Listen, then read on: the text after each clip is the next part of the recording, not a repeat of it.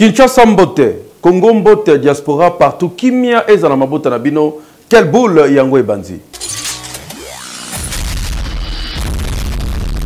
Tofongola quelle boule ya lelo na réflexion oyo par rapport ya makambo etali. Révision to changement ya constitution. Boyebi qui crée polémique depuis mokonzi mboka sala discours wana. Mais ya kokamweza que depuis mokonzi na IDPS bazoloba côté union sacrée surtout présidium Kimia silence radio. Kobana Jean-Pierre Bemba, Vital Kamerhe les autres, Bazolo Belorote. Est-ce que vous êtes d'accord tout système il y a Moutamtaote là non quoi nae?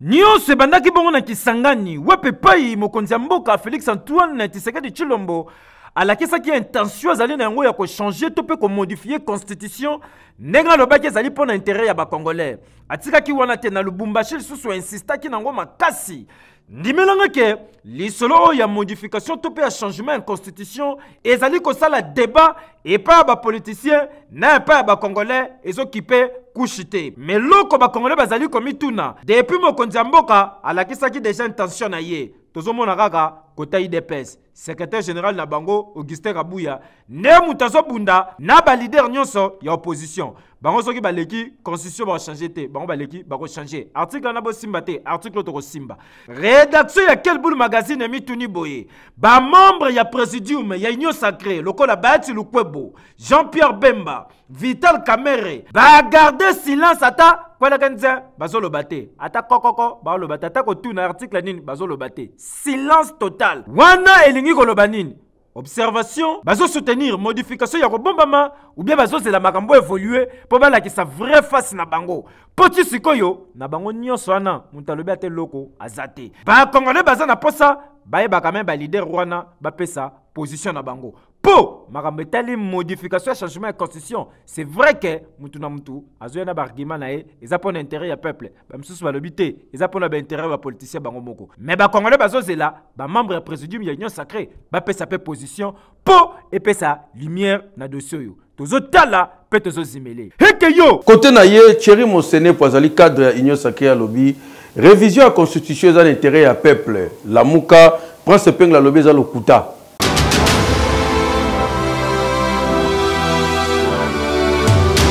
Juste après sortie médiatique, il y a des leaders et opposition qui na 5 ans pour la kesake bazali ko telemela likambo tali changement to pe modification ya constitution. Bon dimelanga ke na ngambu ya union sacrée mais c'est Thierry Mosene po azali bongo cadre monene na kati ya union sacrée ya lobby. Modification to pe changement de constitution ezali vraie idée ya mokonzi mboka mais ezali surtout pour l'intérêt nyonso ya peuple congolais yokaye. Mboka na ndenge longo bani. Poete ezali na makomi ebele na mboka na biso oyo wapi ezali kopesa nzela na banguna bakoka kokamata biteni ya mboka na biso ezali pe na makomi esusu oyo wapi ezali kopesa mbilinga na ndenge kani mbola matadi ya kokiko kokumba engumba na biso ya Congo pe komema bana ya Congo nesika wapi oyo mokonzi ya mboka lingi na yango mokonzi ya mboka lobi ete mobekoli konzi solo ezali malamu kasi sengeli ete bayi congolais bafanda na mbulu ezali koya po ete bakoka komanyola solo na ndenge kani bakoki kobongisa makomi oyo ezali na mobekoli konzi po ete epesa mboka na biso makasi po na mapinga epesa mboka na biso bwanya Prince Penga tikali simate pona koya ko répondre batonyo sake ko lakisa bango ke mobiliser bana ya Congo pe ko sensibiliser bango po ete ba telemela Félix Tshisekedi lolenge alingi a changer mobekoli konzi po ete azwa 3e mandat na organisation oyo regroupé ba opposant nyonso pe société civile oyo to bengi force sociale et politique. Lelo eloko akoluka en vérité eloko Félix akoluka et alias à 3e mandat nanzela 3e mandat na ye ako balkaniser mboka na biso ako tikela Kagame boulevard pambate a diviser déjà bana ya Congo na projet wana ide wana bakita bamata ekolega te dossier yo tozo tala pe tozo zimele heke yo kokamwa ba propos na ye na bunda 21 ezali bongo activité monene ya prière Roland Dalo azali bongo apôtre Message n'est à ça qui pour la République démocratique du Congo, les pays des voleurs, pays assemblés à maudire, va continuer sur l'État. Et puis si Kanda n'a pas parti, Moussounet, papa n'a vu cette déclaration, il y a le bureau là, d'ailleurs, allez vitre Pemben, il y a chef de l'État au Kamwa.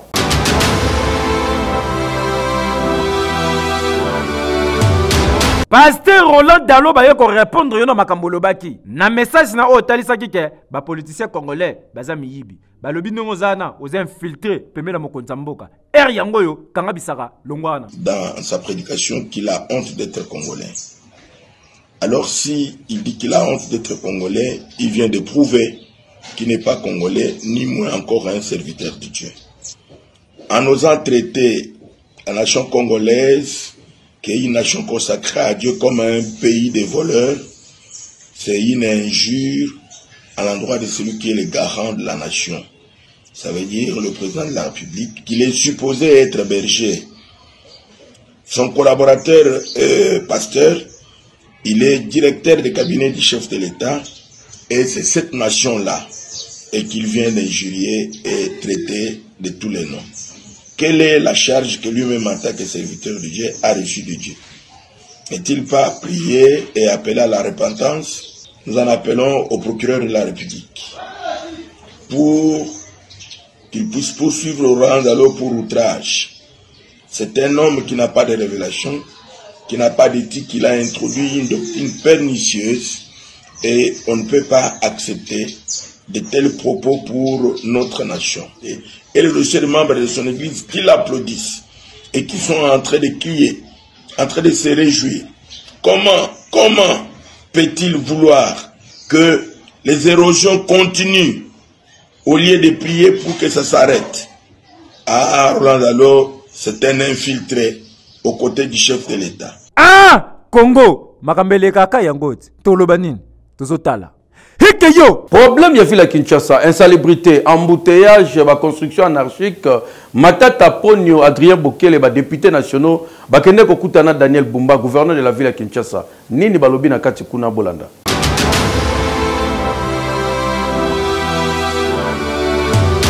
Reçu en audience le 21 novembre oyo, nouvelle commission mise en place dans l'Assemblée nationale pour lutter contre l'insalubrité, la construction anarchique, les Kambouya embouteillage, oye komi casse-tête dans la ville province à Kinshasa. Awa bomoni commission ezala qui représentait et pas ya honorable Augustin Matata Ponyo na Adrien Bokelo oyo bayamba maki et pas ya le premier citoyen de la ville province de Kinshasa Daniel Bumba Lubaki baki c'est la kaye Big Dan. Na rencontre oyo ndimelanga ike les deux parlementaires oyo bayaki awa basengaki na autorité urbaine ya ville province à Kinshasa Daniel Bumba Lubaki baki c'est la kaye Big Dan pona ba prise ya ba mesure oyo ko permettre na Kinshasa et lutter contre ba fléau oyo insalubrité Kobunda pe côté le melalikambu ya construction anarchique et surtout ba mesure moko ya bien esengeli kozwama pona kolite pe contre embouteillage et surtout likambu etali construction anarchique boye bien lelo na Kinshasa ezali à la base ya ba inondation ebele o ezosalema lelo na capitale na sorti na bango le deux parlementaires ba communiquer boye les constructions anarchiques.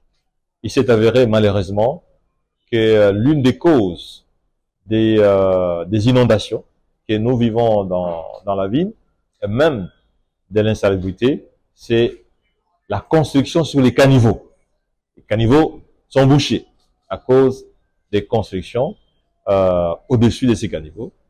Mais il y a aussi la construction sur les rives, sur les bandes riveraines. Et ça, je crois, il est important que des mesures soient proposées par l'Assemblée nationale, des mesures conjoncturelles, mais des mesures structurelles aussi.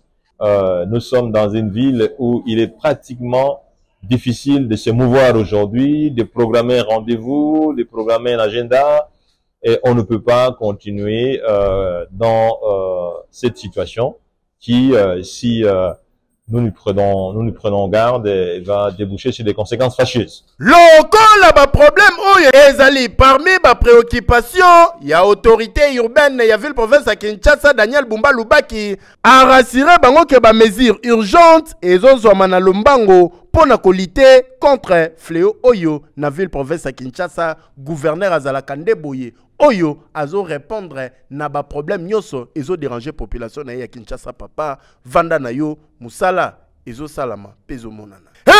Keyo oui.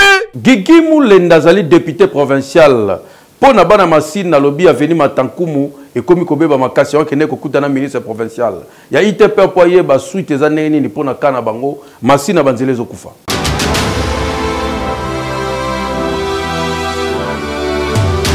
Lokola zalaka véritable mwana ya masina boni melangai ke député provincial honorable Guigui Moulenda azali ko jirese na défense ya intérêt ya population et surtout bien-être na bango yango nde cheval de bataille na ye yango nde justifié ki bongo descente na yawa na ministère provincial ya infrastructure et travaux publics et si excellence Alex Chilungu ayamaki ye avec un pacte d'idéologie bon numéro ngai si demande yaba notable ya sans fil honorable Guigui Moulenda a soumetaki problème ya réhabilitation yaba veni Matankumu na sans fil na tourne na quartier 3 na commune ya Masina pour et permettre la population bakotaka peba mbaka kitoko. Nous avons été reçus par le ministre. C'était sur demande de notables de Masina sans fil par rapport à la boucle, la construction de la route de la boucle Matankumu. C'est sur base de ça que le ministre nous a reçus. Il nous a promis qu'on commence les travaux. D'abord, on commence par les études. Cette semaine, la route a été prise en charge par le ministère. Donc, ils vont construire la route après les études, bien sûr. Et que les choses sont sur la table, même en présence des ingénieurs. Ils ont répondu favorablement.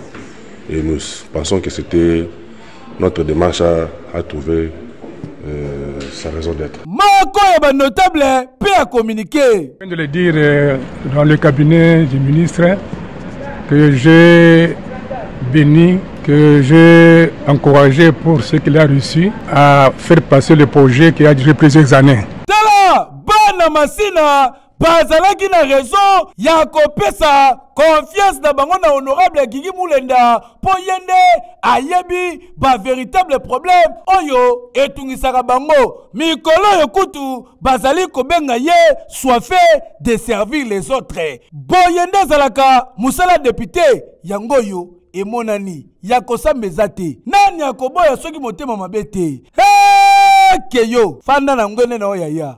Oui. Du 26 au 28 novembre, au Boébake, Salon Monene Kosale Mabongo na misé national Koune Kozala Bongo Masolo Etali Science, Technologie, Innovation et Développement Durable. Et ça l'ango gratuit, Yaka Koye Bakoza Connaissance pour le développement en Mboka Nabiso.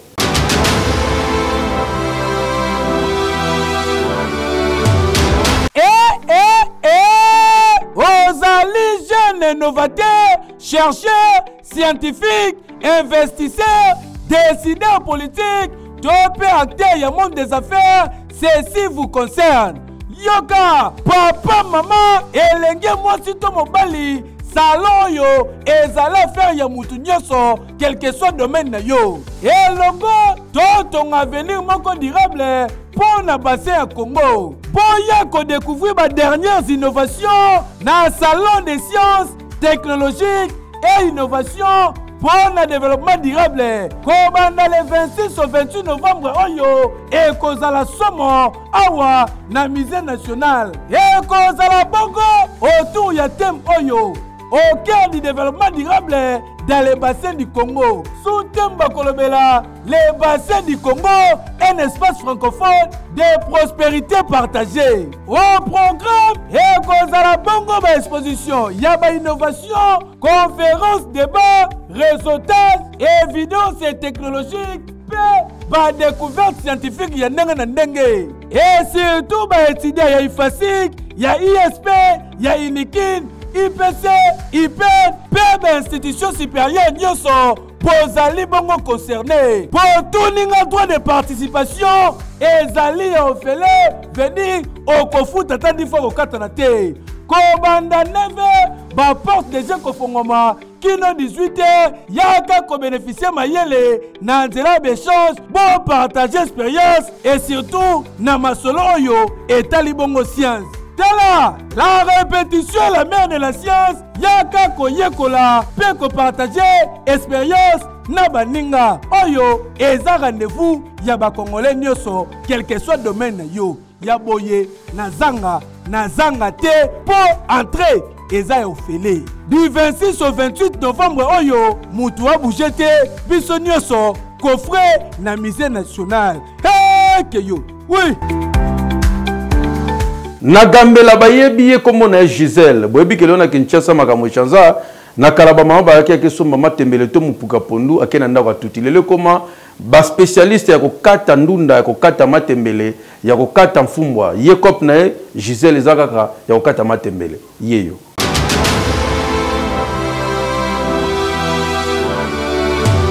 Débrouillez-vous pour vivre kaka ndenge balobaka na cadre article 15 ndeko mwasi obomoni awa kombo na ye Gisèle atekaka matembele kaka ndenge bozali komona awa na gambela précisément na Éthiopie ye asalaka soki client na ye asombi matembele akateli mbala moko po na ko faciliter tâche yango azwaka ba client ebele po asalaka boye ko faciliter bango tâche ba mama mingi bakoma soki asombi ndunda tope matembele akatisi yango mbala moko tango kika na ndaku asukoli atie na nzungu aganye temps donc ekoma ko faciliter ba mama na ndenga osakana te yango ba preferaka kote ya batu oyo ezalaka soko sombelie akateli mbala moko oganye temps. Ba mama leo bakomaka matembele chanza balinga soko kesala matembele ndako bakomaka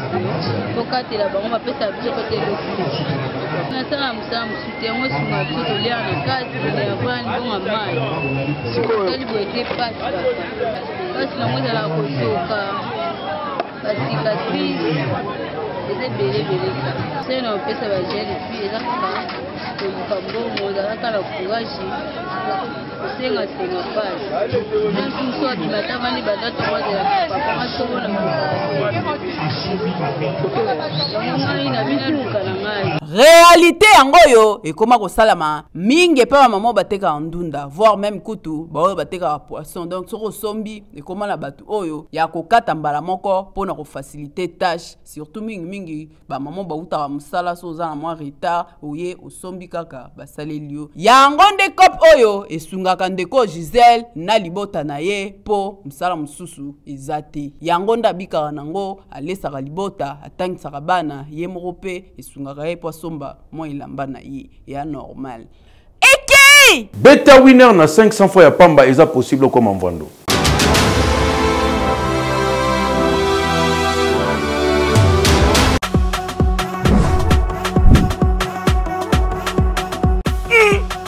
Phénomène na sali déjà calcul ba match à lelo très facile nazo parier na winner. Hey, utari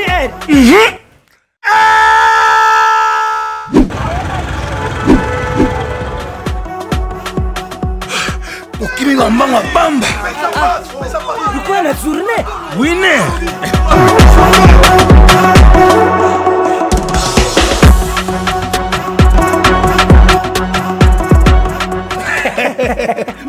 Ça c'est winner.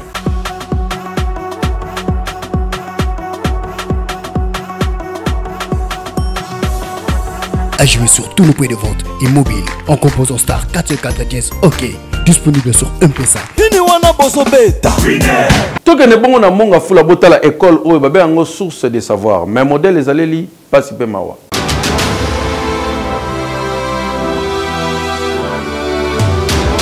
awa tozali na cité Mama Mobutu ekolo bomoni yango boye babengaka yango source du savoir eza école privée kasi soki bokoti na kati ekambusa bino awa baelève balata na bango ba uniforme te donc bayaka na bango ndengo lingi ndongo moni bamsu balati ba bras cassés bamsu ba polo donc bana bazoya classe bongo kaka essentiel atanga awa minerval ezala nango malonga te ezala nango ka mukie kasi mukie yango po ba parents bafuta ezala nde likambo tokoti na kati sala liboso vide kande bozali komona boye malgré baban ezali toke na salle mususu baelève baza na bango kasi baba mususu eza na pipitre te bakomelaka likolo makolo nde bomona bano bokoma toke na salle mususu ndenge moko bongo salle mususu batole longwa kote moko so imvule beti degré esopanaka ozwa idée te ba difficulté belé o baza nango awa directeur aleli wana difficulté za makasi difficulté za yaki bana ebele bakota nde na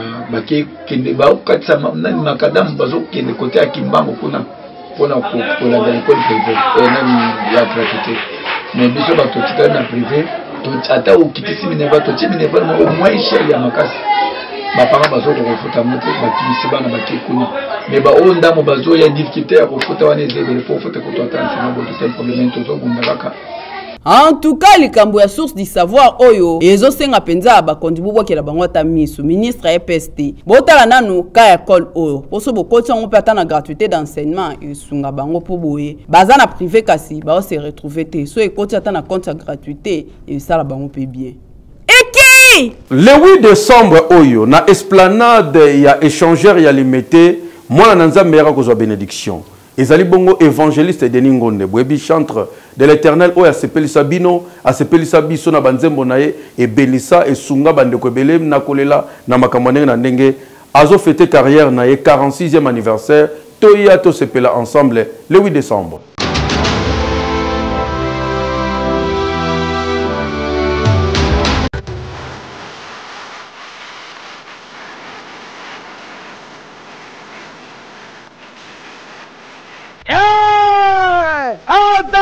Légende ya musique gospel na kati ya République démocratique du Congo yenani l'évangéliste Denis Ngonde oyo asepelisa bana nzambe limota na nkolo na banzembu ya ndenge na ndenge oyo tokola na yango na Kinshasa ofuta niongo na ngai osilisa bampasi na ngai azali kobengisa bino na plus qu'un événement célébration ya 46e anniversaire ya carrière na ye date ezali se moko dimanche le 8 décembre oyo na place échangeur na commune ya Limete esika tokoya non seulement célébrer 46e anniversaire ya carrière ya évangéliste Denis Ngonde kasi tokoya kopesa nzambe merci na occasion ya ba festivité ya fin de l'année denge abateli biso kobanda janvier kino décembre. Bien aimé, c'est moi votre frère l'évangéliste Denis Ngonde.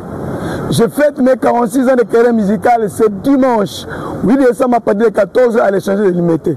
Je vous invite à venir me rejoindre pour que nous puissions célébrer le Seigneur ensemble. Non seulement pour mes 46 années, mais aussi pour toi et moi qui avons vécu la grâce de Dieu depuis le 1er janvier jusqu'à ce mois de décembre. Yo mutu olingi o participer yoka droit d'entrée ezali na 5000 francs ya pamba pe VIP ezali bongo na $20 ya pamba otuni soko kozwa billet wapi zoba adresse oyo na CBFC ya Lisala na ya Itaga ebongo mpona bana tiangu bokozwa yango na CFC de la foi na commune ya Njili na chapelle de Victoire pe ezali Église Salem sous région Lemba kuna pe soko kei oza mobimba et surtout pona bana nyoso ya Mwamba na église garnison des adorateurs oyo ezwami bongo na numéro 7 avenue de Dodoma kuna pe kokuta yango centre d'évangélisation Béré à Bandal na numéro 10 avenue Zola kuna pe soko kei oza mobimba oyo wapi pour na réservation okoki kobenga na ba numéro oyo ezali affiché na l'écran na bino. Rendez-vous à ne pas manquer le 8 décembre oyo tokuta na échangeur avec papa Denis Ngonde pona kokumisa nkolo avec notre légende ya musique gospel. Hey, que yo. Oui. Jésus. Population balobi ba confondaki na kuluna donc la police ne ba bomié et les gars qui n'ont dossier et pesi pas pe mawa.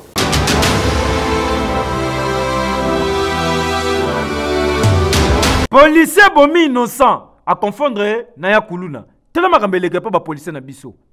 O bomi no ka innocent boy. Awa to sali bongo na commune ya Kisenso.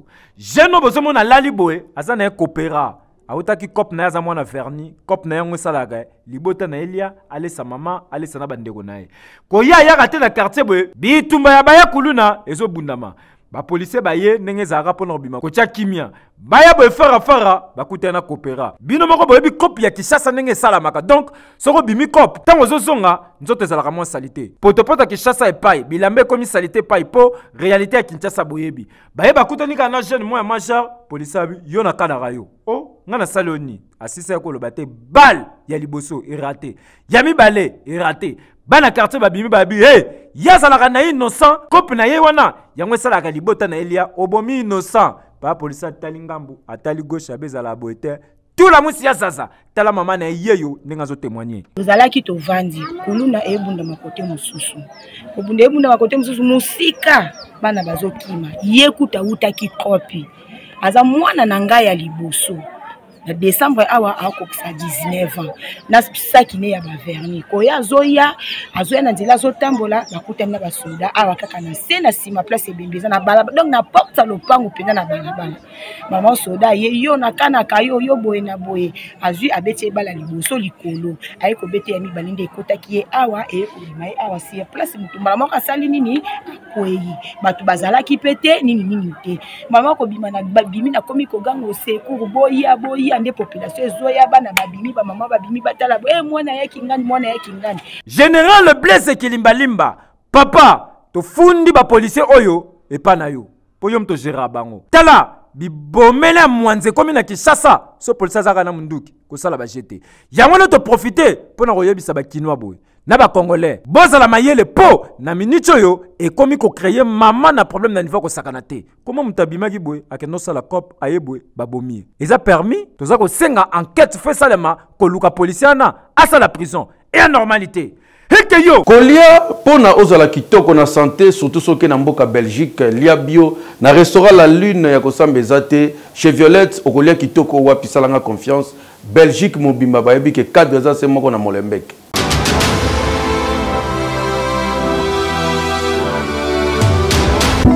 Café Resto La Ligne chez Violette 13 avenue de Myrte 1080 Molenbeek Saint-Jean.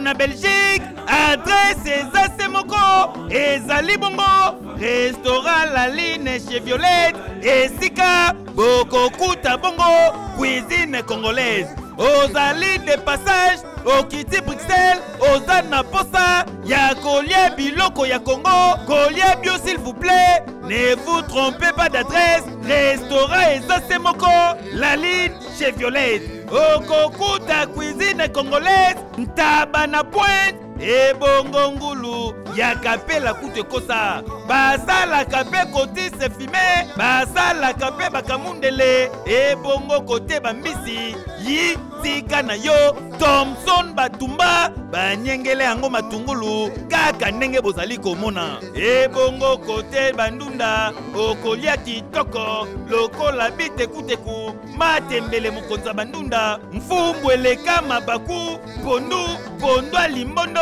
pe nsaka madeso ezalaka awa bokanisi esili na restaurant La Ligne chez Violette à part menu na bango bazalaka pe na ba plat du jour kuna okokuta lokola ngai na Thomson oyo elekisaka badi ebongo bitoyo kuna pe ezalaka babakisi lisusu plan spécial veut dire ba plan sur commande okoki kokomande mutwa ntaba okoki pe kokomande ngombe ya Goma bakosalela yango avec impact pe idéologie côté ba service kututi esika na yo po na restaurant La Ligne chez Violette basalaka na livraison à domicile. Veut dire au composé kaka numéro au commandé biloko ekomeli yo na ndaku kudia kusabalala. Restaurant La Ligne chez Violette et Zoami na avenue du Murto 13-10-80 na Molenbeek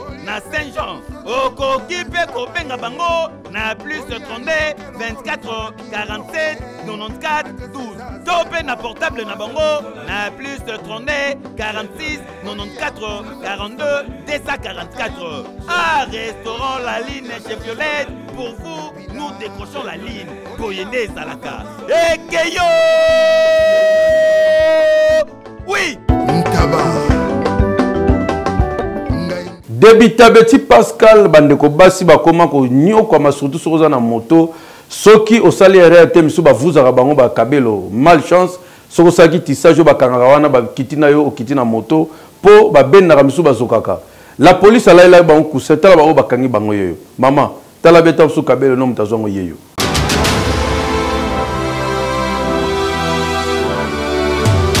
Lelo na Kinshasa soki otamboli okomi na Pascal eza lokola Carrefour ya bamiyibi nyonso mikolo eleki kutu boyebi bino moko bajoueur ya ekipe ya Tunisie bayaka kobeta na RDC bakoma kaka na Pascal Boye joueur moko alela chombo po awa defote ekoma nango momesano mutu nyonso koki otambola na kata mutuka ozotambola no à l'aise kasi soki okomi pene na Pascal esengeli ozo ba disposition obombi téléphone olongoli kabelo poso kite bakoyiba yango kasi la police ya Tchangu lokola bayebi ke na période ba festivité boye miyibi pe balingaka ko fêter kasi mbongo na bango bazo na ba poche na biso bakitaka na terrain ko traquer la police laleli bango cousin botala bino moko batu nyonso ba osimba oyo baza ba muifi vede ba miyibi selon la police soka meki kaka boye ameko yiba bakangi ye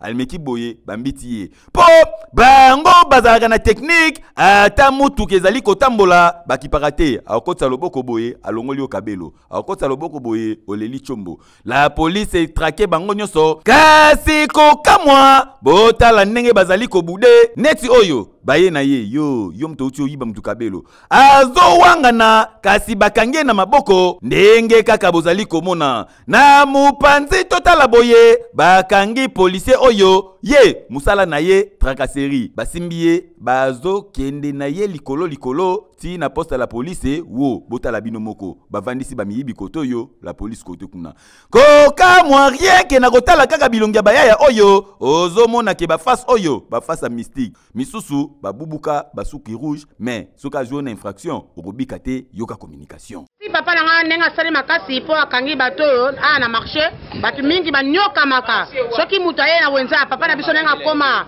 na marché de la liberté to ape maté a simba sak mabete nani kabelo on ravi tout ça babilo quand hein alors biso bezo tika bangote ba mozo kan sekeso mo ebimi to ko vendre to tika alors biso nous a plus fort que bango ndé baza hein ba tout baza na ba à l'aise décembre ti ba fête ko sila pour souci na bango eza cop na bango hein ba yabe to ko traquer mais biso peut tout sur le terrain les gens doivent s'assurer que notre chose allait pour sécurité en tout cas coup de chapeau na la police ya Tchangu po bozali ko jouer rôle na bino kitoko ya ko sécuriser population na ba bien na bango boyinde ezalaka. Okay. Quel boule koko si la boîte te souhaiter joyeux anniversaire na maître Mami Mbumba ou azali ko célébrer anniversaire na ye.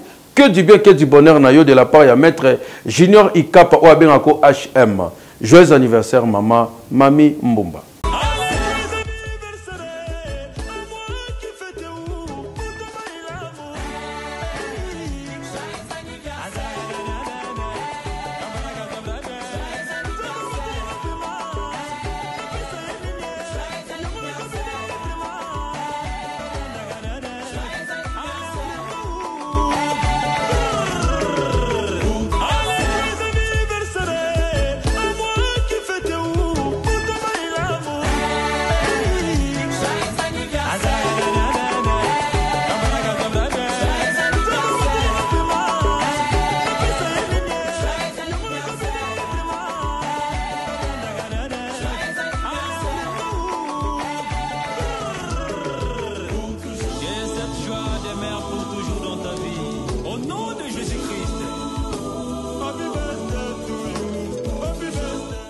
ndenge moko pe awa laquelle boule tozali ko célébrer anniversaire ya papa ya Hélène Akendi, papa Akendi Sangia, que du bien, que du bonheur na yo, que tiambouyi pe joyeux anniversaire de la part ya Gilles Tumba, joyeux anniversaire na bino, quelle boule yango esili. Et que yo, oui,